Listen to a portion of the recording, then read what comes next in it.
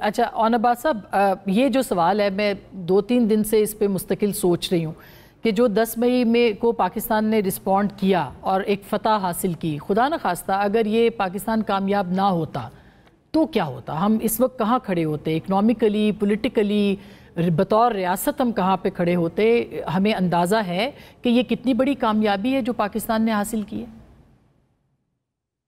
اعوذ باللہ من الشیطان الرجیم، بسم اللہ الرحمن الرحیم۔ کیا آپ کو آواز آ رہی تھی میری؟ جی آ رہی ہے۔ ہاں جی، سو دا پوائنٹ از، آج کا دن سب سے پہلے ان تمام انسنگ ہیروز کے جو ہمارے سائنسدان تھے، ڈاکٹر عبدالقدیر خان صاحب، ڈاکٹر سلمہ مبارک اور بہت سارے جن کی شاید ہمیں نام بھی پتہ نہیں، تو آج کا جو ایک عظیم دن ہے، یقیناً ان کی کاوشوں کے نتیجے میں آج یہ دن اس قوم کو دیکھنا نصیب ہوا۔ So my our hearts out to all of them. But the important thing is, ایک تھوڑا سا آپ نے جو اسٹارٹ اپ دیا اس میں تھوڑی سی کریکشن کر دوں۔ ہمارے پاس 1984 یعنی کہ 1984 میں یہ کیپیسٹی آ چکی تھی کہ ہم اس وقت اٹامک اٹیکس کر سکتے تھے، لیکن اس وقت کیونکہ افغان وار چل رہی تھی تو اس وقت یعقوب خان صاحب نے اپنی کتاب میں لکھا کہ کیونکہ وہ اس وقت امریکہ کے ساتھ معاملات چل رہے تھے تو ایشوز تھے، تو اس وقت پاکستان نے اٹیک نہیں کیا، اور 14 سال کے بعد جب انڈیا نے اپنے تجربات کیے تو اس کے نتیجے میں آ کے ہم نے ریاکشن میں پھر اپنا جو کام شروع کیا۔ سو 84 میں ہم یہ اپنی جو کیپیسٹی پوری طرح حاصل کر چکے تھے۔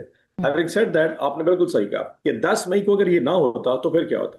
دیکھیں، دو چیزیں اور ثابت ہو گئی۔ آپ کی نیوکلیئر کیپیسٹی ہونے کی وجہ سے جو انڈیا نے اس وقت جو ریاکشن دیا اس پورے کانفلکٹ میں، انہوں نے آؤٹ آف دی ایک مارجن سے زیادہ آؤٹ آف دا باکس کوئی ریاکشن نہیں دیا۔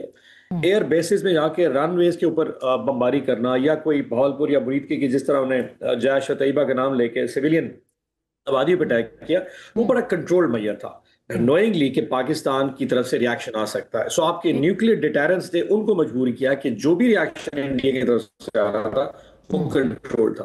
اس سے بڑی جو امپورٹنٹ چیز وہ یہ تھی کہ دنیا کو پتا تھا کہ we both are nuclear force. اگر مثال کے طور پہ ہم آج نیوکلیئر فورس کے طور پہ نہ ہوتے اور انڈیا نیوکلیئر فورس ہوتا، ڈو یو ریئلی تھنک کہ دنیا کے forces would have budged in and یہ سیز فائر کی طرف جاتے؟ Never, because the world knew it کہ یہ جو ایسکلیشن ہے یہ پوری دنیا کو کنزیومیٹ کر سکتی ہے۔ So that was one of the reason, it was very important ہماری سیکورٹی کے لیے کہ یہ ایک اچھا مطلب ہمارے لیے امپورٹنٹ تھا۔ And the third and the foremost, اللہ نہ کرے ایسا معاملات نہ ہوتے اور چیزیں ہوتی، economics is something very that's the key to the life of any nation۔